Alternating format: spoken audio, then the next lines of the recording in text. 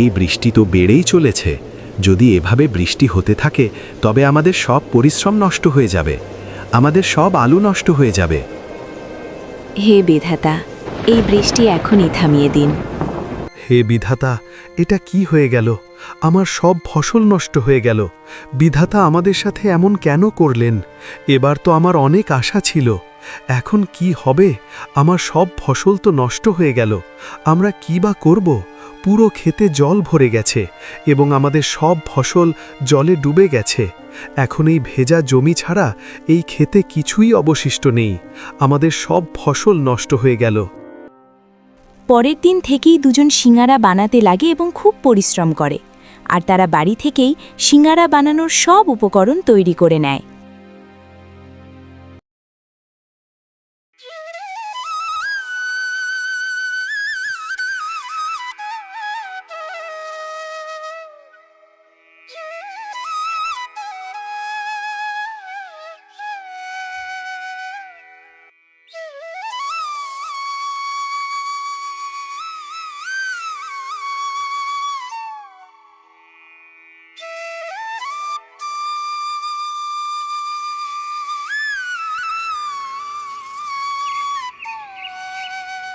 অনেক দিন আগের কথা। উদয়পুর নামে ছোট্ট একটি গ্রাম ছিল। গ্রামে বীরজু নামে একজন কৃষক, তার স্ত্রী মমতা ও ছোট্ট মেয়ে শিল্পা ও বৃদ্ধ মায়ের সাথে থাকত। বীরজুর আর্থিক অবস্থা খুব একটা ভালো ছিল না, তাই সংসার চালানোর জন্য তাকে খুব কষ্ট করতে হতো।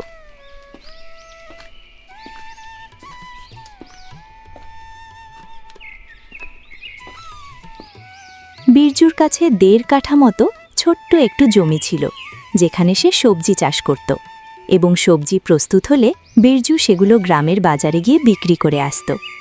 এই সবজি বিক্রি করেই বীরজুর সংসার চলত। এবার বীরজু আলু চাষ করেছিল। আরে মমতা, দেখো না, এবারের আলুর ফলনটা কেমন চমৎকার হয়েছে। মনে হয় এবার আমাদের ভালোই রোজগার হবে। জি, আপনি ঠিকই বলেছেন। এবার আলুর ফলন সত্যিই বেশ ভালো হয়েছে। তাই ফসল কাটার প্রস্তুতি দ্রুত শেষ করতে হবে।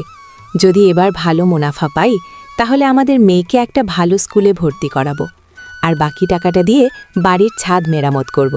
ছাদের অবস্থা তো এমন যে একটু বৃষ্টি হলেই জল পড়ে, আর ঘরের সব জিনিস ভিজে নষ্ট হয়ে যায়। হ্যাঁ মমতা, তুমি ঠিকই বলছো। আমরা আমাদের মেয়ের ভর্তি ভালো স্কুলেই করাবো। আমাদের কাছে তেমন কিছু নেই, কিন্তু অন্তত আমরা আমাদের মেয়েকে একটা ভালো জীবন দেওয়ার চেষ্টা তো করতে পারি। আর যখন কিছু টাকা বাঁচবে, তখন আমরা আমাদের বাড়ির ছাদ মেরামত করে নেব। আরে বীরজু ভাই, তোমরা দুজন এখানে ক্ষেতের মাঝে দাঁড়িয়ে কি ফুসুর ফুসুর করছো? আরে কিছু না ভোলা ভাই, আমরা শুধু আমাদের আলু ফসলের কথা বলছি। বিধাতার কৃপা এবার খুব ভালোই হয়েছে। হ্যাঁ বীরজু ভাই, এটা ঠিক যে তোমার আলুর ফসল এবার খুব ভালো হয়েছে। আমার তো মনে হচ্ছে এবার তোমার অনেক লাভ হবে। মনে হচ্ছে এবার তুমি মন প্রাণ দিয়ে পরিশ্রম করেছো। বীরজু ভাই, যদি তুমি এই আলুর ফসল বিক্রি করতে চাও তবে আমাকে বলবে। শহরে আমি এমন একজনকে চিনি যে তোমার এই ফসলের বিনিময়ে ভালো দাম দেবে। যদি তোমার ইচ্ছা হয় তবে আমি তোমার সাথে তার পরিচয় করিয়ে দিতে পারি। হ্যাঁ ভোলা ভাই, অবশ্যই।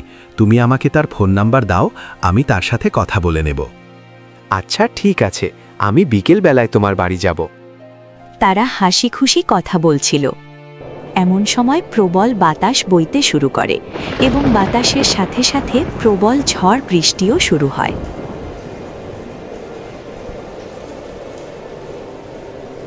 এই বৃষ্টি তো বেড়েই চলেছে। যদি এভাবে বৃষ্টি হতে থাকে তবে আমাদের সব পরিশ্রম নষ্ট হয়ে যাবে, আমাদের সব আলু নষ্ট হয়ে যাবে। হে বিধাতা, এই বৃষ্টি এখনই থামিয়ে দিন। গ্রামের সব কৃষক তাদের ফসল খেতেই ফেলে রেখে সেখান থেকে চলে যায়। তারা ভেবেছিল যে কিছুক্ষণ পরে বৃষ্টি থেমে যাবে এবং তারা আবার তাদের কাজে লেগে যাবে। তীব্র বাতাসের পরে বৃষ্টি এত বেশি হলো যে কৃষকদের ওপর এই বৃষ্টি সর্বনাশ ডেকে আনল। গ্রামের সব লোক তাদের ফসল খেতেই ফেলে রেখেছিল। তারা শুধু সকাল হওয়ার অপেক্ষায় ছিল।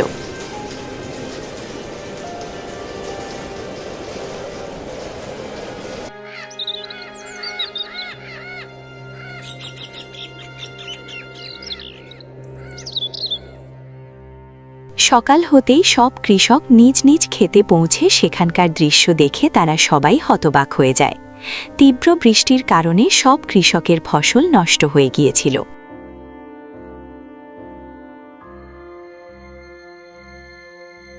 হে বিধাতা, এটা কি হয়ে গেল? আমার সব ফসল নষ্ট হয়ে গেল। বিধাতা আমাদের সাথে এমন কেন করলেন? এবার তো আমার অনেক আশা ছিল। এখন কি হবে? আমার সব ফসল তো নষ্ট হয়ে গেল। আমরা কি বা করব? পুরো ক্ষেতে জল ভরে গেছে এবং আমাদের সব ফসল জলে ডুবে গেছে। এখন এই ভেজা জমি ছাড়া এই ক্ষেতে কিছুই অবশিষ্ট নেই। আমাদের সব ফসল নষ্ট হয়ে গেল।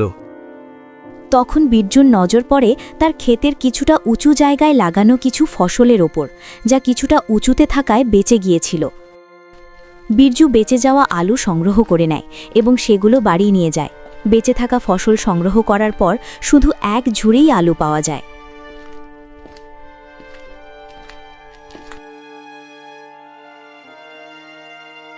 আমরা আমাদের ফসলের ওপর কত পরিশ্রম করেছিলাম, কিন্তু এই বৃষ্টি সব শেষ করে দিল।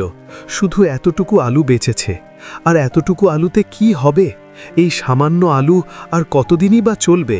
প্রায় এক সপ্তাহই চলবে না হয়। এখন আমরা কি করব? আমি তো কিছুই বুঝতে পারছি না। গ্রামের সব কৃষকেরও একই অবস্থা। তাদের অবস্থাও আমাদের মতোই করুন। এই বৃষ্টি কৃষকদের অনেক ক্ষতি করে দিয়েছে, বিশেষ করে আমাদের মতো গরিব কৃষকদের, যাদের আয়ের এটাই একমাত্র উপায়। যা হওয়ার ছিল তা তো হয়ে গেল। এখন আমরা আর কী বা করতে পারব? আপনি একটু সাহস রাখুন। যদি আপনিই সাহস হারিয়ে ফেলেন তবে আমাদের কি হবে? বিধাতা এক দরজা বন্ধ করলে আরেক দরজা খুলে দেন। আমরা অন্য কোনো উপায় বের করে নেব। তাই আপনি একটু সাহস রাখুন। তখন মমতার মনে একটা খেয়াল আসে। জি, চলুন আমরা এই আলু দিয়ে সিঙারা বানিয়ে বাজারে বিক্রি করি। আমার মনে হয় আমাদের সিঙারা লোকজন খুব পছন্দ করবে। খুব বেশি নয়, কিন্তু কিছু তো আয় হবেই, যা দিয়ে কমসে কম আমাদের সংসার তো চলবে। এখন বৃষ্টি হয়েছে আর আবহাওয়া এখনও ভালো আছে, তাই মানুষ গরম গরম সিঙারা খেতে খুব পছন্দ করবে। মমতা, তুমি ঠিকই বলেছ, কিন্তু এতে কি আমাদের অভাব দূর হবে? আমাদের একবার চেষ্টা করে তো দেখতেই হবে। বিধাতা যদি চান তাহলে হয়তো আমাদের পরিশ্রম সফল হবে। আচ্ছা, তাহলে ঠিক আছে। আমরা কাল থেকেই সিঙারা বানিয়ে বাজারে বিক্রি করা শুরু করে দেব। আর তুমি তো খুবই সুস্বাদু সিঙারা বানাও। আমার বিশ্বাস লোকে এই সিঙারা অবশ্যই পছন্দ করবে। পরের দিন থেকেই দুজন সিঙারা বানাতে লাগে এবং খুব পরিশ্রম করে। আর তারা বাড়ি থেকেই সিঙারা বানানোর সব উপকরণ তৈরি করে নেয়। বীরজু সিঙারা একটি ঠেলাগাড়িতে রাখে এবং বাজারে যাওয়ার জন্য প্রস্তুত হয় এবং বাজারে গিয়ে সিঙারা বিক্রি করা শুরু করে। বীরজুর সিঙারা এত সুস্বাদু ছিল যে শুধু গন্ধেই মানুষ তার ঠেলাগাড়ির দিকে আকৃষ্ট হয়ে আসে এবং বীরজুর সুস্বাদু সিঙারা খেতে শুরু করে। তখন গ্রামের একজন লোক বীরজুর কাছে আসে। কি ব্যাপার বীরজু, এখন সিঙারা বিক্রি শুরু করেছো? চাষবাস ছেড়ে দিয়েছো নাকি? না ভাই, আমি চাষবাস ছাড়িনি। এবারের বৃষ্টি আমার পুরো ফসল নষ্ট করে দিয়েছে। এখন আমার আয়ের এটাই একমাত্র উপায়। শুধু কোনো রকমে এই সিঙারা বিক্রি হয়ে যাক এবং আমার সংসার ঠিকমতো চলুক। এভাবেই কিছুদিন কেটে যায় এবং বীরজুর সিঙারা বিক্রি বেশ ভালো হতে শুরু করে। বীরজুর চাষে যে ক্ষতি হয়েছিল সে সিঙারা বিক্রি করে তার কিছুটা পুষিয়ে নিতে পেরেছিল। বীরজুর সিঙারার ব্যবসা ঠিকঠাক চলতে শুরু করেছিল। বীরজুর ব্যবসা থেকে যা আয় হতো তা বাড়ির খরচে লাগত।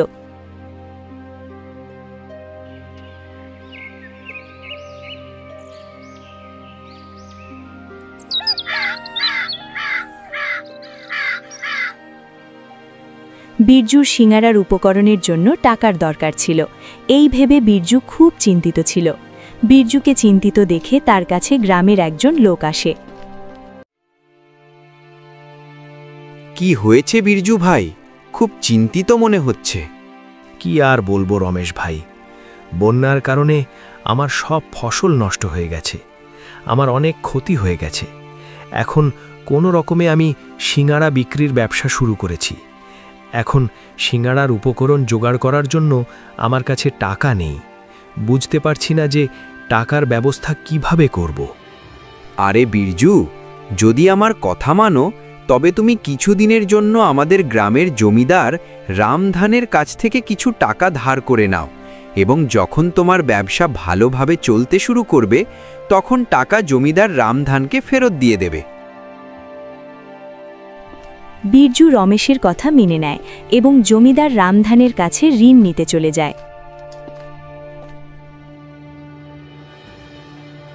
মালিক, এবার আমার ফসল সম্পূর্ণ নষ্ট হয়ে গেছে এবং আমার কিছুই অবশিষ্ট নেই। আমার কিছু টাকার দরকার ছিল। আপনি কি আমাকে কিছু টাকা ধার দিতে পারেন? বীরজু, আমি তোমাকে টাকা তো ধার দেব, কিন্তু তোমাকে এর বিনিময়ে আমার কাছে কিছু বন্ধক রাখতে হবে। যতদিন না তুমি আমার সম্পূর্ণ টাকা সুদসহ ফেরত দাও, ততদিন তোমার বন্ধক রাখা জিনিস আমার কাছে থাকবে। মালিক, এখন তো আমার বন্ধক রাখার মতো কিছুই নেই। আমার তো পুরো ফসল নষ্ট হয়ে গেছে। তাহলে আমি আপনার কাছে কি বন্ধক রাখব? দয়া করে আপনি আমাকে শুধু সুদেই টাকা দিন। কি বীরজু, তোমার কাছে কিছু নেই মানে? তোমার তো জমি আছে, তুমি সেটাই আমার কাছে বন্ধক রাখতে পারো। মালিক, আমার জমিই আমার সব কিছু, এবং যদি এর বাইরে অন্য কোনো উপায় না থাকে তবে আমি আমার জমি আপনার কাছে বন্ধক রাখতে রাজি আছি।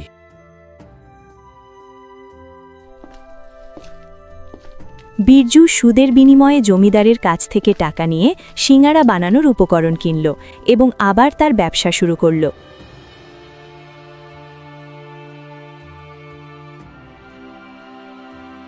মমতা, আমি জমিদার রামধানের কাছ থেকে কিছু টাকা ঋণ নিয়েছি। এর বিনিময়ে আমাকে আমার জমি জমিদারের কাছে বন্ধক রাখতে হয়েছে। তাহলে আপনি আপনার জমি সেই লোভী জমিদারের কাছে বন্ধক রেখেছেন? আপনি তো জানেন যে সেই জমিদার কতটা প্রতারক এবং লোভী। যদি আমরা শীঘ্রই তার সুদ পরিশোধ করতে না পারি তবে সে আমাদের জমি দখল করে নেবে। আমি জানি মমতা, সেই জমিদার খুব লোভী, কিন্তু আমার কাছে অন্য কোনো উপায়ও ছিল না। আমরা খুব পরিশ্রম করব এবং সময় মতো সেই জমিদারের টাকা শোধ করে দেব। আমি তোমায় কথা দিচ্ছি। ধীরে ধীরে বীরজুর ব্যবসা খুব ভালো চলতে লাগল এবং তার সিঙাড়া বিক্রি হওয়ায় তার আয়ও বেশ ভালো হতে লাগল। এক মাসের মধ্যে বীরজু এত টাকা উপার্জন করল যে সে আবার তার জমিতে ফসল বোনার অবস্থায় এসে গেল। ভালো মানের সার ও বীজ কিনল এবং তার জমিতে আবার চাষ শুরু করল।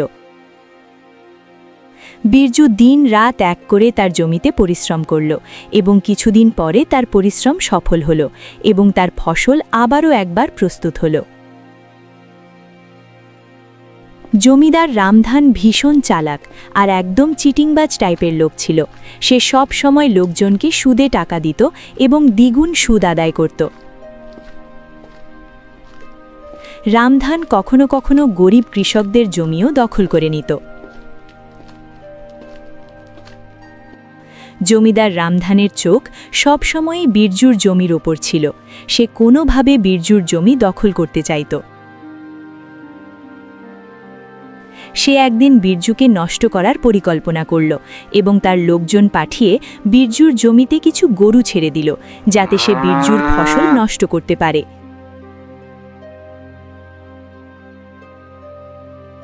বীরজু যখন রাতে তার জমি পাহারা দিতে গেল তখন সে দেখতে পেল যে তার ক্ষেতে কিছু গরু ঢুকে পড়েছে এবং তার ফসল নষ্ট করছে। সে তার জমি থেকে গরুগুলো তাড়ানো শুরু করল। গরুগুলো বেশি ফসল নষ্ট করতে পারেনি কারণ সময়মতো বীরজু গরুগুলোকে জমি থেকে বের করে দিয়েছিল। গরুগুলোর শব্দ শুনে মমতাও সেখানে তৎক্ষণাৎ পৌঁছে যায় এবং জমির এমন অবস্থা দেখে বীরজুকে বলে,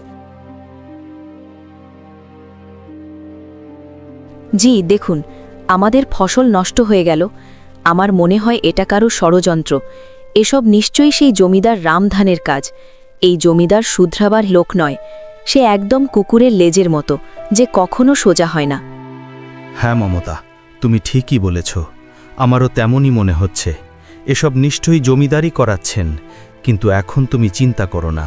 আজ থেকে আমি জমিতেই শোব এবং ভালোভাবে জমির পাহারা দেব, যাতে কেউ আমাদের বিরুদ্ধে ষড়যন্ত্র করতে না পারে।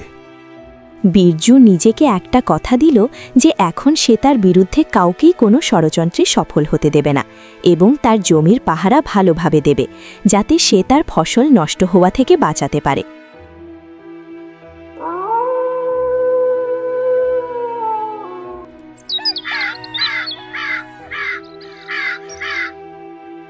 পরের দিন জমিদার রামধান যখন জানতে পারল যে বীরজুর ফসল নষ্ট করার জন্য তার পরিকল্পনা ব্যর্থ হয়েছে, তখন সে নতুন পরিকল্পনা করতে লাগল। এই বীরজুকে তো আমি মূর্খ ভাবছিলাম, কিন্তু এ তো আমার ষড়যন্ত্র থেকে বেঁচে গেল। মনে হচ্ছে এবার অন্য কোনো উপায় বের করতে হবে। কয়েকদিন পরে জমিদার তার হাতে ফসল নষ্ট করার বিষ নিয়ে বীরজুর জমিতে যায়। জমিদার সেই বিষাক্ত ওষুধগুলো ছিটিয়ে বীরজুর ফসল নষ্ট করতে চাইছিল। যেই জমিদার সেই বিষাক্ত ওষুধগুলো ফসলের ওপর ছিটাতে যায়, তখন মমতা তাকে সেখানে দেখে ফেলে। মমতা আগে থেকেই ফাঁদ পেতে রেখেছিল। সে জানত যে জমিদার নিশ্চয়ই আবার তার ফসল নষ্ট করতে আসবে। এ আবার এসেছে আমাদের ফসল নষ্ট করতে। মনে হচ্ছে এবার একে ভালো শিক্ষা দিতেই হবে। এখনই দেখাচ্ছি একে। সে আগে থেকেই তার জমির ওপর নজর রাখছিল। মমতা জমিদারকে পেছন থেকে জোরে একটা লাঠি মারে। মাথায় লাঠির বাড়ি খেতেই জমিদার তৎক্ষণাৎ মাটিতে পড়ে অচেতন হয়ে যায়। তারপর মমতা জোরে জোরে চিৎকার করে এবং সব গ্রামবাসীকে ডেকে আনে। গ্রামবাসীরা এসে যাওয়ার পরে মমতা সবার কাছে জমিদারের খারাপ উদ্দেশ্যের কথা বলে। দেখুন গ্রামবাসীরা, এই জমিদার আমাদের ফসল নষ্ট করতে এসেছিল। আমাদের জমিতে ফসল নষ্ট করার বিষ মেশাতে এসেছিল। এই বিষগুলো ছিটিয়ে দিলে আমাদের ফসল নষ্ট হয়ে যেত এবং আমরা এই জমিদারের টাকা ফেরত দিতে পারতাম না। এমন অবস্থায় আমাদের জমি দখল করে নিত। গ্রামবাসীরা দেখল যে জমিদারের হাতে সত্যিই একটা বিষাক্ত ওষুধের পোটলা ছিল, যেটা দিয়ে সে বীরজুর ফসল নষ্ট করতে চাইছিল। জমিদার রামধান, তোমার এত সাহস কি করে হলো? তুমি বীরজুর ফসল নষ্ট করতে চাইছিলে? তোমার লজ্জা করা উচিত। এই জমিদার খুবই লোভী। এ সবসময় গ্রামবাসীদের হক মেরে খাওয়ার চেষ্টা করে, কিন্তু আজ এর আসল চেহারা সবার সামনে এসে গেছে। রামধান, আমরা তোমার উপর কতটা বিশ্বাস করেছিলাম, কিন্তু তুমি আমাদের বিশ্বাস ভেঙে দিয়েছ এবং তার ভুল সুযোগও নিয়েছ। আমরা জানি যে বীরজু তার জমিতে দিন-রাত এক করে পরিশ্রম করেছে এবং সে একজন খুবই পরিশ্রমী মানুষ, আর তুমি এর সাথে অন্যায় করার চেষ্টা করেছ। তুমি তো গ্রামেই থাকার যোগ্য নও। গ্রামবাসীরা, আমায় ক্ষমা করে দাও। আমি লোভে অন্ধ হয়ে গিয়েছিলাম এবং এত বড় ভুল করতে যাচ্ছিলাম। বীরজু, আমায় ক্ষমা করে দাও। আমি তোমার জমির জন্য লোভী হয়ে গিয়েছিলাম। আমি তোমায় কথা দিচ্ছি, এখন থেকে এমন ভুল আর কখনো হবে না। জমিদার মশাই, আপনার ক্ষমার ওপর আমাদের কোনো বিশ্বাস নেই। আমরা আমাদের পরিশ্রম এবং সততার ওপর বিশ্বাস রাখি। এখন আমরা আপনার কাছ থেকে কখনোই ঋণ নেব না এবং কখনো আপনার চালাকির শিকার হব না। এখন রামধানের আসল রূপ সমস্ত গ্রামবাসীর সামনে প্রকাশিত হয়েছিল। তার আসল রূপ সমস্ত গ্রামবাসীদের সামনে প্রকাশিত হওয়ায় সে খুব লজ্জিত ছিল। সমস্ত গ্রামবাসী তাকে খুব বকাঝকা করল এবং সে মাথা নিচু করে গ্রামবাসীদের কথা শুনছিল।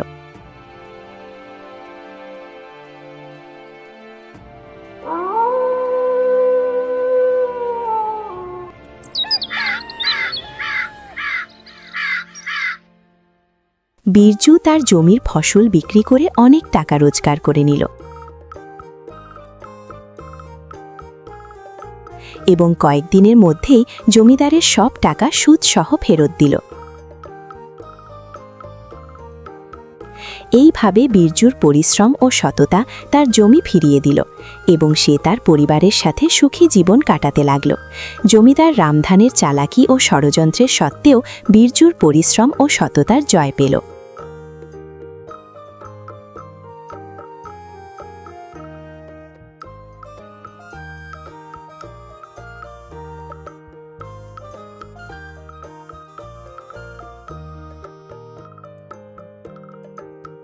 এইরকম মজার মজার গল্প আরও দেখতে চাইলে আমাদের ভিডিওটিকে লাইক ও সাবস্ক্রাইব করে একটি সুন্দর কমেন্ট অবশ্যই করবেন।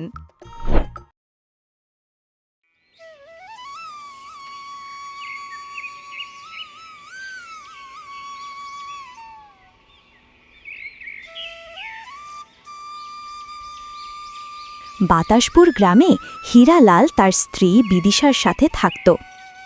তার বড় ভাই মতিলাল তার স্ত্রী টুম্পার সাথে অন্য গ্রামে ঘর ভাড়া নিয়ে থাকত, কারণ টুম্পার শ্বশুর ও দেবরের সাথে থাকা পছন্দ ছিল না। অন্যদিকে হীরালাল ও বিদিশা তার বাবার খুব যত্ন করত। একদিন মতিলাল ও তার স্ত্রী টুম্পা তাদের পুরনো গ্রাম বাতাসপুরে আসে।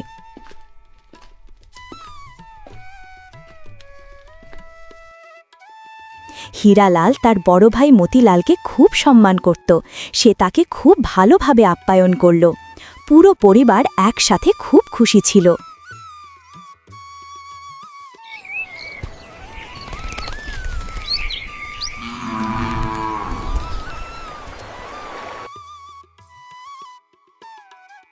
শুনুন জি, গ্রামের শেষে মেলা বসেছে, চলুন আমরা আজকে মেলা দেখতে যাব। কিন্তু বিদিশা, আমরা মেলা দেখতে কিভাবে যেতে পারি? তুমি তো জানো বাবার স্বাস্থ্য কত খারাপ। আমরা চলে গেলে যদি তার কিছু হয়ে যায় তখন আমরা কি করব? আরে দাদা বৌদি তো এসেছেন, আমরা বাবাকে দাদা বৌদির কাছে রেখে যাব।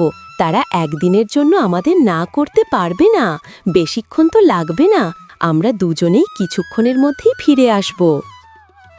ঠিক আছে বিদিশা, তুমি গিয়ে দাদা বৌদিকে জানিয়ে দাও, তারপর আমরা মেলা দেখতে যাব।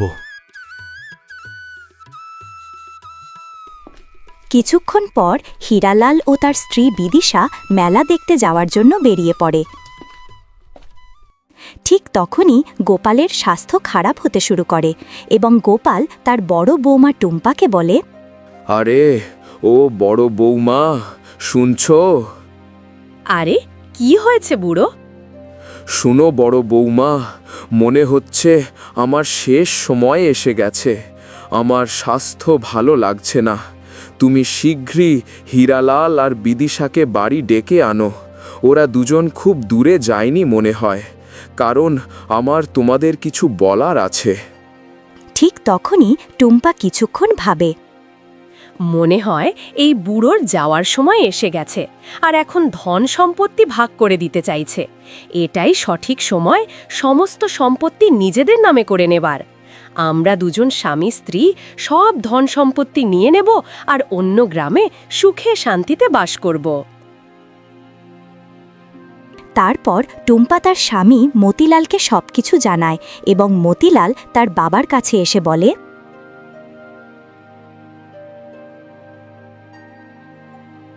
কি হয়েছে বাবা? আপনার স্বাস্থ্য খুব খারাপ নাকি? হ্যাঁ ছেলে, আমার স্বাস্থ্য খুবই খারাপ। মনে হয় আমার যাবার সময় এসে গেছে। তাই আমি ধন সম্পত্তি তোমাদের দুই ভাইয়ের মধ্যে ভাগ করে দিতে চাই। তুমি এখনই হীরালাল ও তার স্ত্রী বিদিশাকে ডেকে নিয়ে এসো। বাবা, আমি দেখে এলাম, কিন্তু তারা দুজন কোথাও দূর দূরান্ত পর্যন্ত দেখা মিলল না। আপনি যা কিছু বলবেন আমাদের বলুন, আমরা ওদের বলে দেব। আচ্ছা ঠিক আছে, তোমরা দুজন আমার কথা মন দিয়ে শোনো। আমি আর তোমার মা তোমাদের দুজনের ভবিষ্যতের জন্য অনেক টাকা জমা করেছিলাম, যাতে তোমাদের দুজনের টাকার অভাব না হয়। কিন্তু তোমার মা আমাকে বলতে মানা করেছিল, যাতে তোমরা নিজেরাই পরিশ্রম করে টাকা উপার্জন করো। কিন্তু এটা আমার শেষ সময়, তাই আমি তোমাদের দুজনকে সেই ধনের কথা বলতে চাই। হ্যাঁ হ্যাঁ বাবা, তাড়াতাড়ি বলুন। তোমরা দুজন মন দিয়ে শোনো। আমি আর তোমার মা সেই ধন মাটির পাত্রে লুকিয়ে রেখেছিলাম, যাতে কেউ তা চুরি করতে না পারে। এতটা বলেই গোপাল তার প্রাণ ত্যাগ করে। আরে বুড়ো, অন্তত এতটুকুও তো বলে যেতে পারতিস কোথায় সেই ধন লুকিয়ে রেখেছিস। আচ্ছা ঠিক আছে, কোনো ব্যাপার না, কোনো না কোনো উপায়ে আমরা সেই ধন খুঁজে বের করবই। শুনুন জি, আপনি আবার এই সব বিষয়ে আপনার ছোট ভাইকে বলতে যাবেন না। আমি যেমন বলবো তেমনই বলবেন। তার মানে আমি আমার ছোট ভাইকে এই ধনের বিষয়ে কিচ্ছু বলবো না? আপনার মাথায় গোবর ভরা আছে নাকি? আমি বললাম না, আমি যেমন বলবো তেমনই বলবেন। কিন্তু আমরা সেই ধন এই পুরো বাড়ির মধ্যে কোথায় খুঁজে পাবো? আর তাও আবার হীরালাল থাকতে, সেও তো জানতে পেরে যাবে, তাই না? এই ব্যাপারে আপনি একদম চিন্তা করবেন না, শুধু আমার কথা মন দিয়ে শুনুন। এতটা বলার পর টুম্পা মতিলালকে ধন খুঁজে বের করার কৌশল বলে দেয়। আরে বাহ টুম্পা, মানতেই হবে, তোমার বুদ্ধি সত্যিই দারুণ। ঠিক তখনই হীরালাল ও বিদিশা মেলা দেখে বাড়ি ফিরে আসে।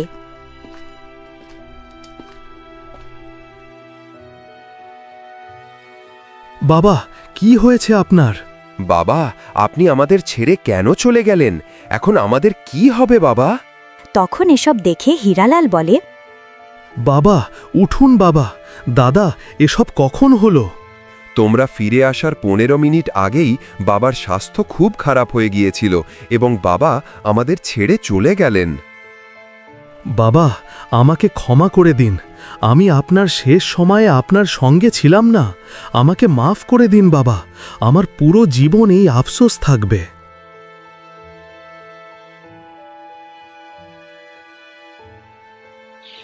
দুই ভাই মিলে তাদের বাবার শেষকৃত্য সম্পন্ন করে।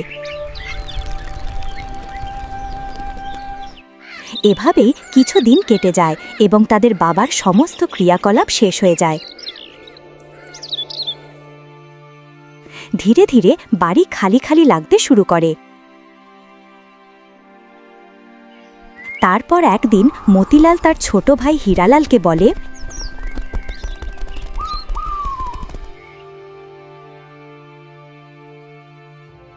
শোন ভাই হীরালাল, এখন তো বাবা আমাদের মধ্যে নেই, তাই তুমি তোমার স্ত্রী বিদিশাকে নিয়ে এখান থেকে চলে যাও। কারণ বাবা সব সম্পত্তি, এমনকি এই বাড়িটাও আমার নামে করে দিয়ে গেছেন। কারণ তার শেষ সময় আমি তার সঙ্গে ছিলাম, তাই এখন তুমি এই বাড়িতে আর থাকতে পারবে না।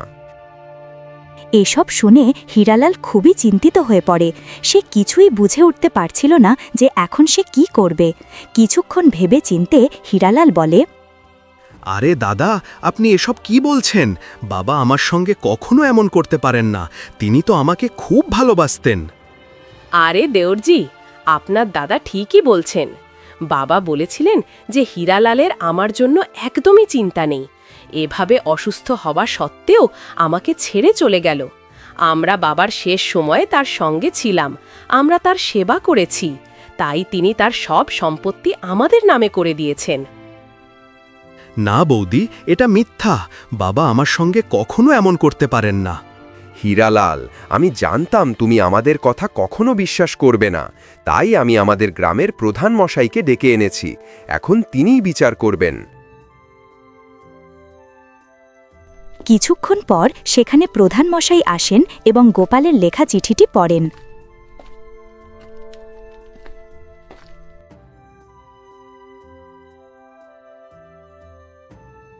আমি গোপাল এই কাগজপত্রে যা কিছু লিখছি তা আমার ইচ্ছায় লিখছি।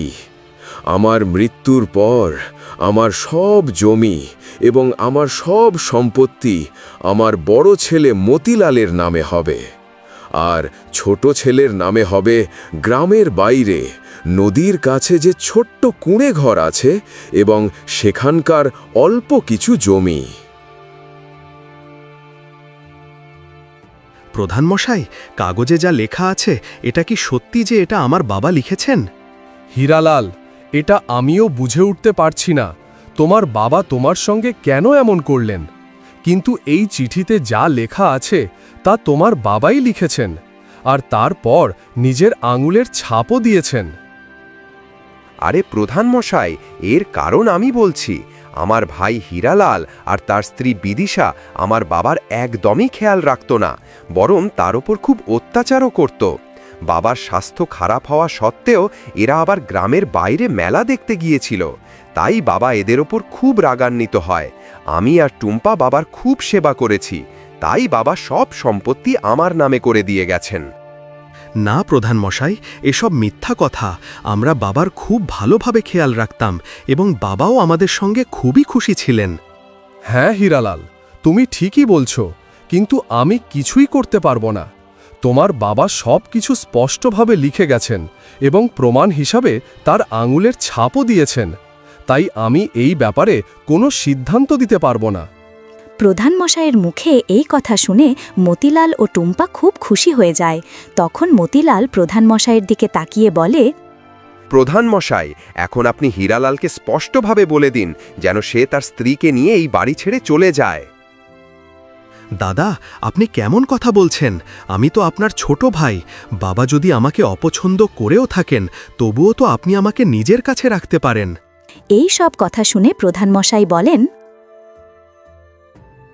হীরালাল, তোমার বাবার লেখা চিঠি অনুযায়ী গ্রামের বাইরে থাকা ছোট্ট কুঁড়েঘর আর অল্প জমি তোমার। তুমি তোমার স্ত্রীকে নিয়ে সেখানে চলে যাও। কিন্তু প্রধান মশাই, সেই কুঁড়েঘর তো সম্পূর্ণ ভাঙাচোরা, সেখানে আমরা কিভাবে থাকব?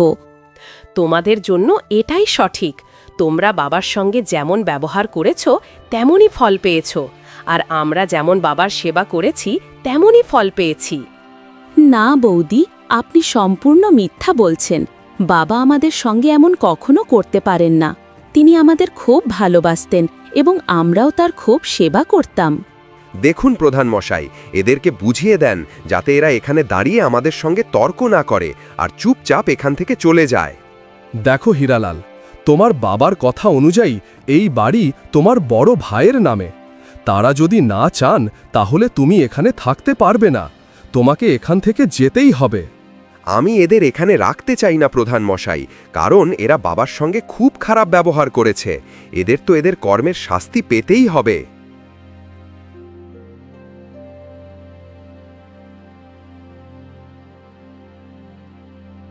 শুনুন জি, চলুন, এখন আর এই বাড়ি আমাদের নেই। কিন্তু বিদিশা, আমি কিছুই বুঝতে পারছি না। যদি বাবা আমাদের ওপর রাগ করেই থাকেন, তবে তিনি আমাদের বলতেই পারতেন। তিনি আমাদের সঙ্গে এমন কেন করলেন? জানি না দাদা বৌদিও আমাদের সঙ্গে কেন এমন করলেন। তারা আমাদের জন্য একবারও ভাবল না। আরে বিদিশা, আমরা বাবার এত সেবা করলাম, তবুও তিনি আমাদের সঙ্গে এমন করলেন। এতে দাদা বৌদিরই বা কী দোষ? চলো এখান থেকে, এখন আমাদের এখানে আর কোনো কাজ নেই।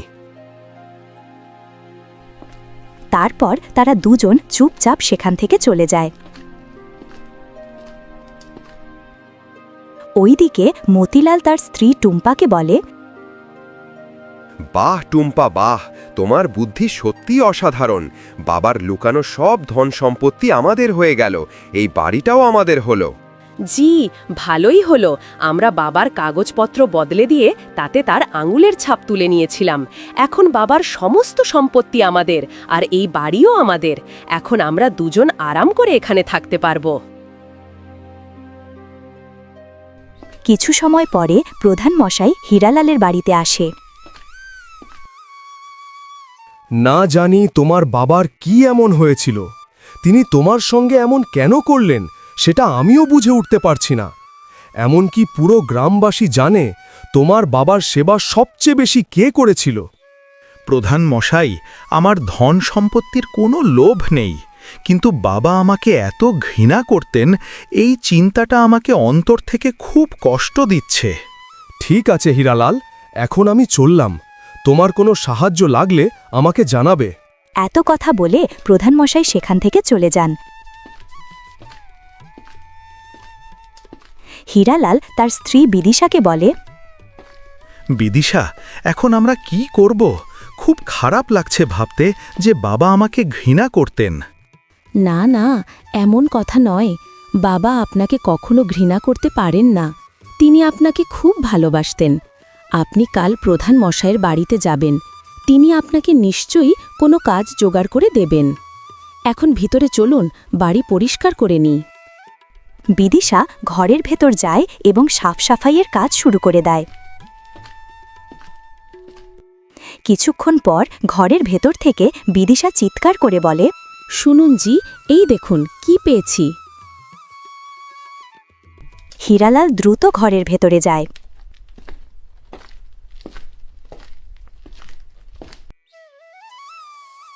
কি হয়েছে বিদিশা, এত চিৎকার করছো কেন? দেখুন জি, ঘর পরিষ্কার করতে গিয়ে আমি এখানে ৩-৪টে মাটির কলসি পেয়েছি। কি থাকতে পারে এর ভেতরে? থামো, খুলে দেখি।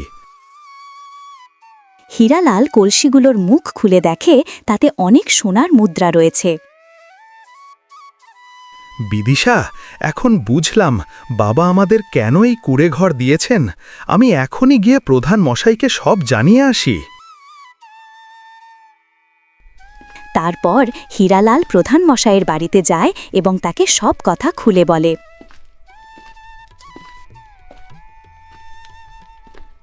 তখন প্রধান মশাই হীরালালের বাড়ি সোনার মুদ্রাগুলো দেখার জন্য আসে।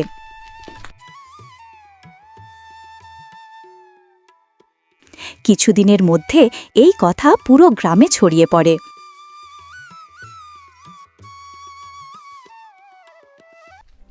একদিন গ্রামের একজন লোক মতিলালের বাড়িতে এসে বলে,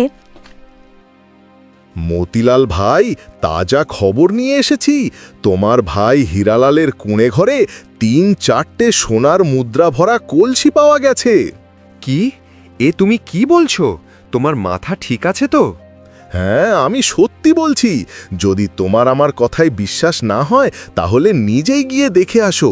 এ কথা পুরো গ্রামবাসী জানে, শুধু তুমি জানতে না। তারপর মতিলাল তার স্ত্রীর কাছে এসে বলে, আরে টুম্পা, বাবা সব মাটির কলসি ওই কুঁড়ে ঘরেই লুকিয়ে রেখেছিলেন, চলো দেখে আসি। তারপর তারা দুজন হীরালালের কুঁড়ে ঘরে যায়। সেখানে পৌঁছে মতিলাল তার ছোট ভাই হীরালালকে বলে, হ্যাঁ, এই সব সোনার মুদ্রা আমার। বাবা আমার জন্যই এই কুঁড়ে ঘরে ধন লুকিয়ে রেখেছিলেন। তাহলে আপনি আগে থেকেই এই ধন সম্পর্কে জানতেন? হ্যাঁ হ্যাঁ, বাবা আমাকে আগে বলেছিলেন এই ধন সম্পর্কে, কিন্তু তিনি এটা বলেননি যে এই ধন কোথায় রেখেছেন। আপনি তো আমাকে কোনোদিন এই ধন সম্পর্কে কিছু বলেননি। কি ধরনের ভাই আপনি? আপনি ১ নম্বরের মিথ্যেবাদী, ধোঁকাবাজ এবং লোভী মানুষ। আরে হীরালাল, আমি যদি তোমাকে বলে দিতাম তাহলে তুমি আগেই এগুলো সব নিয়ে নিতে। তখন পাশে দাঁড়িয়ে থাকা প্রধান মশাই বলেন, মতিলাল, তুমি এই ধন নিতে পারবে না। আইনের দিক থেকে এই বাড়ি হীরালালের, তাই এই ধনের ওপরও তারই অধিকার। প্রধান মশাই, সেই কাগজপত্র সব নকল। বাবার মৃত্যুর সময় আমরা চালাকি করে তার আঙুলের ছাপ খালি কাগজে নিয়ে নিয়েছিলাম, আর সেগুলো দিয়ে পুরো জমিজমা নিজেদের নামে করে নিয়েছি। বাহ মতিলাল, বাহ! তাহলে তুমি তো অনেক বড় অপরাধ করেছ। তুমি একজন মৃতপ্রায় মানুষের আঙুলের ছাপ নিয়ে প্রতারণা করেছ। তোমার শাস্তি অবশ্যই হবে। প্রধান মশাই, আমাদের ক্ষমা করে দিন। এগুলো করতে আমি ওনাকে বাধ্য করেছিলাম। দয়া করে আমাদের মাফ করে দিন। তোমাদের শাস্তি তো পেতেই হবে। আমি তোমাদের বিরুদ্ধে থানায় অভিযোগ করব। এবার তোমাদের বাকি জীবন জেলে কাটবে। এর মানে বাবা আমাকে অপছন্দ করতেন না, তিনি শেষ সময়ও আমাকে স্মরণ করেছিলেন। হ্যাঁ ভাই, বাবা তোমাকে অপছন্দ করতেন না। তার শেষ সময়েও তোমাকে ডেকে আমাদের দুজনকে ধনের কথা বলতে চাইছিলেন, কিন্তু আমি লোভে পড়ে গিয়েছিলাম। আমাকে ক্ষমা করে দাও ভাই, আমি বড় ভুল করেছি। তুমি আমাকে ধন সম্পত্তি দাওনি, এতে আমার কষ্ট নেই, কিন্তু বাবার নামে এত বড় মিথ্যে বলেছ, এটার জন্য আমি তোমাকে কখনো ক্ষমা করতে পারবো না। তুমি লোভী, ধোঁকাবাজ এবং নির্মম ভাই। তোমার শাস্তি এটাই, তুমি আমাদের থেকে দূরে চলে যাও।